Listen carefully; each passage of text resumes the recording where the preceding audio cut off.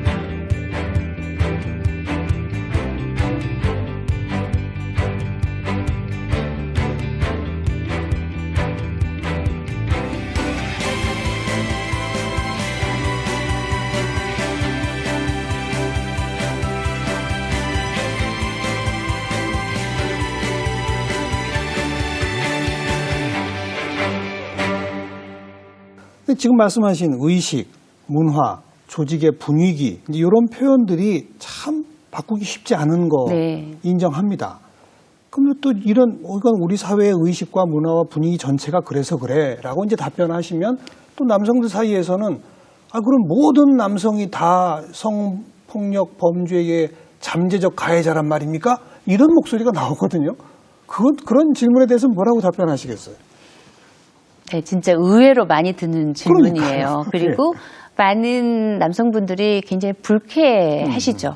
특히 성희롱 성폭력 위반고에 가면 마치 나를 잠재적 가해자로 모는 것 같다. 이제 이렇게 하는데 사실 강사들 누구도 그런 마음으로 가지는 않거든요.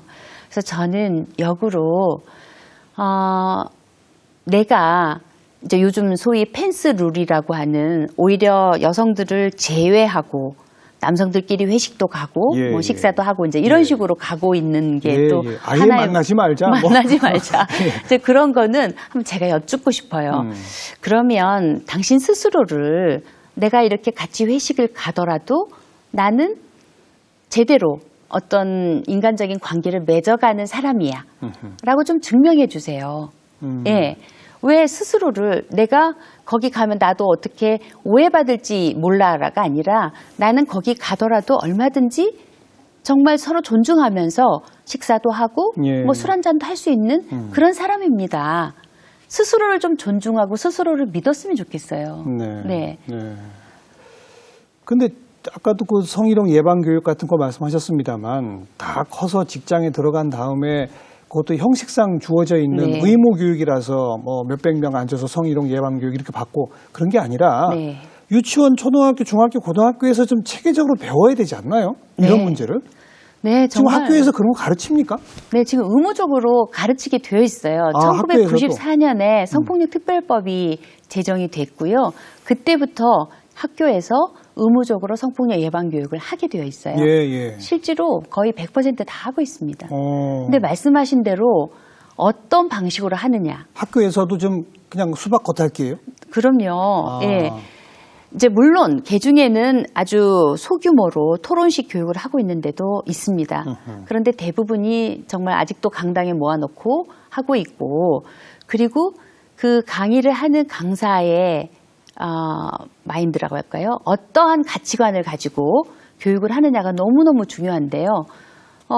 예를 들어서 피해자 비난의 그런 목소리를 오히려 강사가 내는 경우도 있고. 그래요? 네, 강사가 강의 도중에 성희롱적인 발언을 하는 경우도 있고 그렇습니다. 그래서 이제 이러한 제대로 된 그 강의를 할 수 있는 강사들이 지금 잘 육성이 돼야 되고, 네. 그리고 학생들이 요즘 얼마나 많은 매체에 많이 이렇게 노출이 되어 있어서 그렇죠. 굉장히 수준이 높죠. 예. 그런데 어떤 드는 예나 뭐 또는 영상이나 이런 것들을 학생들의 눈높이에 맞게 제대로 효율적인 것으로 해서 학생들이 관심을 끌 수 있게 해야 되겠죠. 그리고 뭐 사례를 들더라도 진짜 이건 우리 이야기구나라는 것을 느낄 수 있는 그런 사례를 들어서 실천으로 이어지게끔 이런 교육이 돼야 되겠죠. 네. 그리고 또 하나 정말 궁금한 게 지금 뭐 94년 이후에는 학교에서도 그런 교육을 하도록 의무화되었다. 네. 근데 이제 저처럼 아주 옛날에 학교 다닌 사람들은 한 번도 그런 거 배워본 적도 없단 말이죠. 그런 이 5, 60대 이상의 우리 사회의 남성, 뭐 여성들도 마찬가지입니다만은 그분들의 의식과 요즘 그래도 젊은 20, 30대들의 의식에는 그래도 좀 차이가 있습니까? 어떻습니까? 제가 보기에는요. 정말 차이가 있는 것 같습니다. 있어요? 네. 긍정적인 방향으로? 그렇죠. 젊은 세대들이 나아요? 젊은 세대들이 그래도 좀 낫죠. 네. 그런데 이제 한 가지 굉장히 간극이 있어요. 젊은 세대들도요. 예를 들어서 피해를 생각하는 여성들의 입장, 이제 피해에 많이 노출될 수 있는 사람들의 입장은 되게 많이 변화했어요. 옛날 같으면 이 사실을 이야기하는 것 자체가 여성으로서의 가치를 떨어뜨리는 일이다라고 스스로 입 다물었던 그랬죠. 그런 세대들이었잖아요. 예. 그리고 저도 고등학교 다닐 때는 저희 가정 선생님께서 예전에 외장한테 손을 잡히면 손목을 끊고 이런 식으로 예. 정조교육을 시키셨거든요. 예. 그래서 성폭력이 정조에 관한 죄로 당시에 또 법도 그랬었고요. 근데 이게 인권을 침해한 거고 이런 나의 인권 침해에 대해서 안 돼, 싫어라고 말할 수 있게 가르치질 않았었거든요. 그렇죠. 대신에 몸단속 잘해라라고 맞아요. 일찍 들어와라고 여성들에게 이 예방교육을 시켰던 그게 예방교육이라고 볼 수가 없지 않습니까? 네. 근데 이제 요즘은 그래도 학교에서 체계적으로 어떻든 교육을 통해서 아, 이건 인권 침해 사안이구나라는 것을 느끼는 많은 그 여성들이 있다라는 거죠. 그래서 그 권리의식도 굉장히 많이, 예, 지금 제가 보기에 많이 성장하고 있는 것 같습니다. 예. 그래서 이 피해에 대해서 이제 가만히 있지 않겠다라고 하는 게 있는데, 한편 같은 세대의 이 남성들은요. 아직 그 부분을 같이 오지는 못하는 것 같아요. 그래요. 그래서 그 갭이 상당히 있고요. 또 한편 남성들은 아, 이제 그러면은 우리 아버지 세대가 가졌던 그런 가부장으로서 권리는 나는 찾을 수도 없고 오히려 뭐 조그만한 이런 행동 하나도 너 이거 성폭력이야 라고 문제 제기를 받으니 나는 어떻게 해야 되느냐라고 하는, 그래서 이제 뭐 인터넷 댓글 같은데 굉장히 그런 거를 많이 피력하는 것도 보았습니다. 예. 그래서 이제 이런 세대 간의 이 간극을 메우는 것도 중요하고 세대 내에서의 일어나고 있는 그런 의식의 차이를 그렇죠. 이렇게 좁히는 것도 매우 필요한 것 같습니다. 그래도 소장님 말씀을 들어보니까 좀 희망을 갖게 되는 게 젊은 세대들의 우선 여성들의 어떤 주체의식이 네. 매우 신장했다는 거고 네. 남성들은 과거처럼 이렇게 가부장제적 그런 행태가 좀 줄어들었다는 건 맞는 거 아니겠습니까? 이미 이제 그런 사회는 아닌 것이. 뭐 예. 하지만 지금의 그 상황에서 자기가 어떤 역할을 해야 할지를 정확히 정립을 못하고 있다. 네. 좀 혼란스러워한다. 네, 그런 맞습니다. 말씀이시잖아요. 네, 네. 그래도 그나마 이게 좀 이렇게 세대가 좀 바뀌어가면서 우리 사회 전체적으로는 좋아지겠군요. 저는 그렇게 생각합니다. 예, 그래서 그 과거의 시간들이 그 속에서 정말 많은 피해자도 있었고 그것에 대해서 대응하는 많은 분들도 계셨죠. 그래서 이나마 지금의 우리 사회를 만들어 왔다고 생각하고요. 앞으로 또 20년 후는 지금과는 정말 다른 그런 세상이 펼쳐지지 않을까. 운동가로서 그런 희망을 갖고 있습니다. 요즘 미투가 이제 또 주로 유명인을 고발하는, 그렇게 되다 보니까 우리 사회 많은 사람들이 자꾸 거기에만 관심을 쏟는단 말이에요. 그런데 그건 진짜 일부일 뿐인 거죠.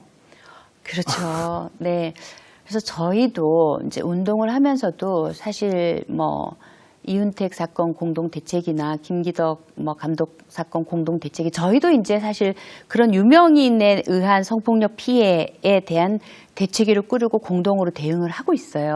네. 그러면서 항상 마음에 지금 우리 상담소에 또는 뭐 이런 미투 운동을 통해서 이야기하는 수많은 보통 사람들의 이 문제를 어떻게 할 것이냐라고 하는 좀 고민이 있습니다. 근데 이제 그분들도 지금 목소리를 내고 계시고 그분들의 사건이 사실 법적으로 만약에 가능한 거라면 법적으로 제대로 처리될 수 있도록 저희가 지원하는 것이 저희 할 일이라고 보고요. 또 한편 공소시효가 이미 지나버려서 법적으로 어떤 것도 할 수 없는 상황에 있는 그분들의 이 피해에 대해서 혹여 사회가 이거는 성폭력이 아니다라고 말해서는 안 된다고 생각해요. 그렇죠. 그건 분명히 성폭력인데 현행 법에서 이미 이제 공소시효가 지났기 때문에 어떻게 할 수 없는 것이다라고 하는 그런 분명한 이거는 범죄다라고 하는 것이 필요할 것 같습니다.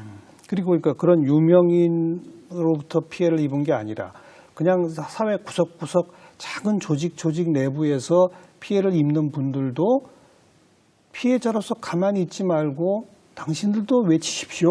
이런 분위기가 만들어져야 되지 않겠습니까? 네, 그런 분위기가 이제 만들어져야죠.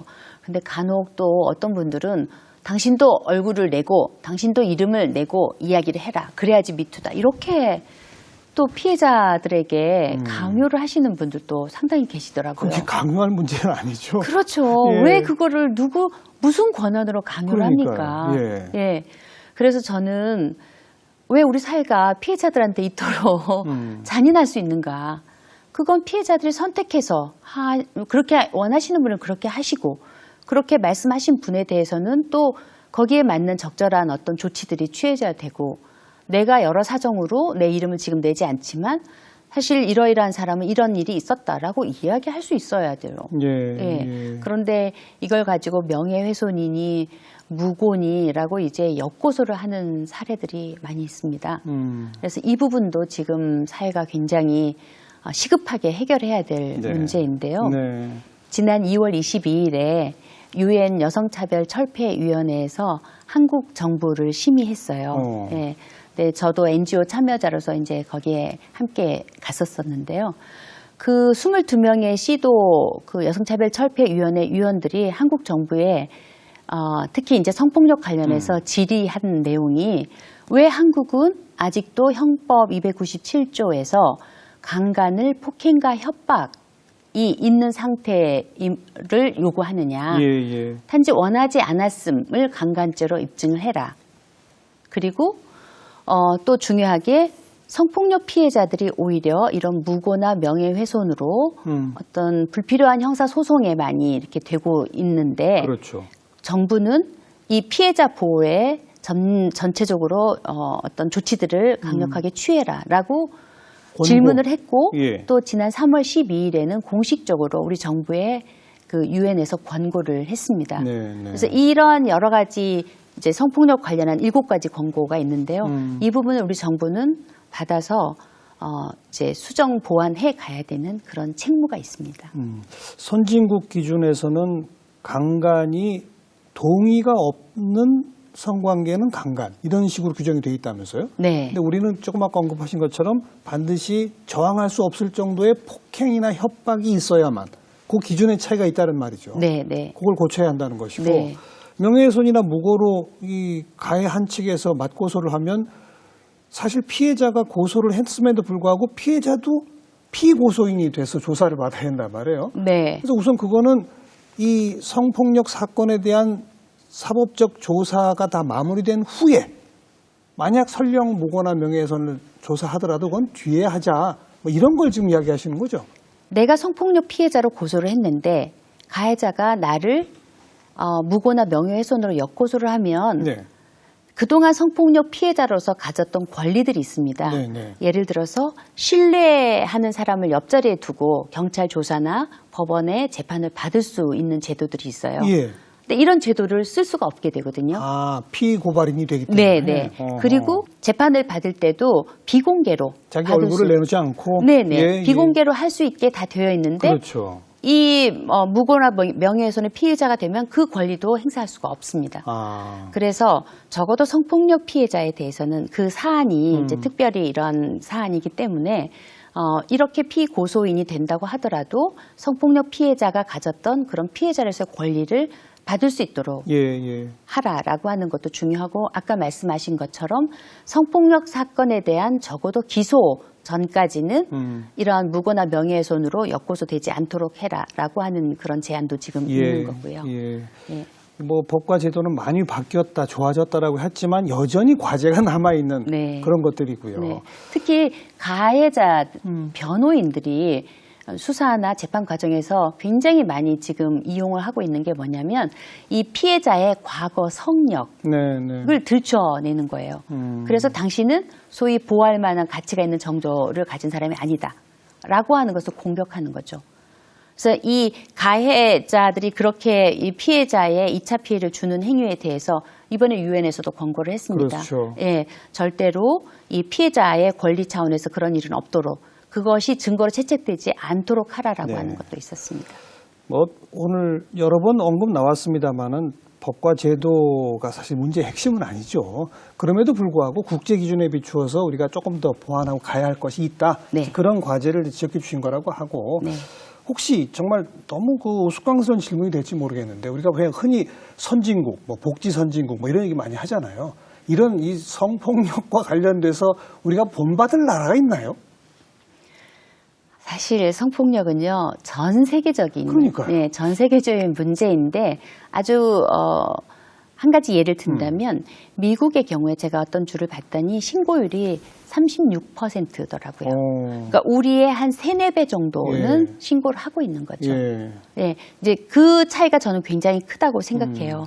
물론 거기도 아직도 많은 그 말하지 않는 피해자들이 있는 것도 사실이지만 그만큼 어쨌든 이것을 하나의 범죄로 보고 신고를 하고 계신다라고 하는 거죠. 그래서 이런 식의 거라든지 또는 랩 쉴드로우라고 해서 강간에 대해서 아까 말씀드린 대로 과거 성역을 증거로 삼지 않는다. 그리고 동의 여부를 가지고 판단한다라든 이런 여러 가지 조항들도 있거든요. 그래서 그 부분을 저는 우리가 본받아야 될 건 본받아야 되고 사실 그보다 더 중요한 것은 성폭력 피해에 대해서 그 수치심을 가해자의 몫으로 보는 이런 것이죠. 예. 최근 몇 달의 그 미투가 가해자들을 수치스러움으로 만드는 사회 전체가 굉장히 획기적 전환이 된 것 같습니다. 네, 맞습니다. 저도 그렇죠? 정말 아까 혁명이라고 말씀드렸듯이 정말 우리가 새로운 전환기를 맞고 있는 것 같습니다. 네. 이게 이런 뭐 미투 운동이다 뭐다 이런 것이 결국 지향하는 바, 우리가 목표하는 사회, 남녀가 어떻게 사는 게 좋은 사회인지 마지막으로 한 말씀 해주시죠. 저는 이번 그 미투 운동에서 거기에 참여하시는 수많은 분들이 목소리 높여서 이야기하시는 것은 우리 사회가 변화해야 된다. 예, 그리고 이런 식의 인권 침해는 더 이상 일어나서는 안 된다라고 하는 거죠. 예, 이것을 저희들이 이제 모두에 말씀드렸듯이 우리들이 가슴을 열고 귀를 열고 지금 듣고 있지 않습니까? 예, 예. 그렇다면 일단은 법과 제도는 또 법과 제도 차원에서 마련이 될 거고 일상에서 나는 과연 인권 감수성이 뛰어난 사람인가? 그리고 나는 지하철 내에서 성폭력 사건, 성추행 사건이 있는 것을 봤을 때 거기에 대해서 당신 왜 이러십니까? 라고 제지시킬 수 있는 그런 실천력이 있는 사람인가? 스스로에게 좀 질문을 해서요. 일상에서의 실천들을 좀 할 수 있었으면 좋겠어요. 네, 이런 그 도둑 촬영이라고 그렇죠. 하죠. 몰래카메라 같은 것으로 만들어진 영상이 나한테 온다고 하더라도 그걸 보지 않는 거. 이거는 내가 맘먹으면 얼마든지 실천할 수 있는 거잖아요. 그러한 실천들이 사실 사회 변화를 가져올 수 있는 가장 근본이라고 생각합니다. 네. 작은 실천. 우선 또 그렇게 작은 실천을 하려고 내가 마음 먹으면서부터 개개인이 변화가 생기는 거 아니겠습니까? 그렇죠. 개개인의 변화가 쌓여야 문화가 달라지는 거 아니겠습니까? 네, 맞습니다. 네. 네. 그리고 우리 국민은 그런 힘이 있다고 저는 믿습니다. 할 수 있다? 네. 변화 빠른 속도로 할 수 있다? 빠른 속도는 아닐지 모르지만 우리는 변화할 수 있고 이미 그 변화의 길을 가고 있다. 이 소장님께서 27년 시작한 게 27년 사이에 이만큼 변했다면 네. 앞으로 그래도 한 10년 사이에는 이만큼 변하는 네. 그건 가능하겠죠? 네, 저는 가능하리라고 보고 저희도 열심히 운동하겠습니다. 네, 오늘 좋은 말씀 잘 들었습니다. 고맙습니다. 네, 감사합니다. 네, 모든 성폭력은 결국 권력에 의한 성폭력이다라는 말씀 귀에 남고요. 인권 감수성을 키웁시다. 그렇죠. 성폭력 결국 인권 침해의 가장 대표적 유형입니다. 모두가 더불어 함께 즐겁고 행복하게 서로를 존중하며 살아갈 수 있는 그런 사회 함께 만들어 가야겠다는 생각 해보게 됩니다. 다음 시간 다시 뵙죠. 안녕히 계십시오.